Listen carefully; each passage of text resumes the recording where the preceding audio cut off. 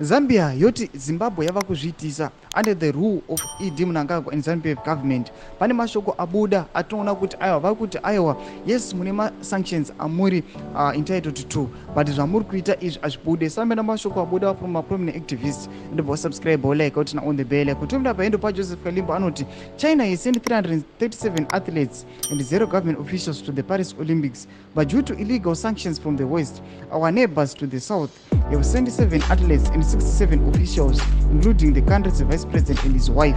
Mashoko anotaurirwa naJoseph Kalimbo achiti aiwa China inotumira 337 athletes, but Zimbabwe ine 7 athletes yakutumira mamwe 67 officials which include na vice president wenyika, achiti hakuna sanctions akadai. Nyika inoti we are failing to grow our country's economy nekuda kwemasanctions, but vachita this deed.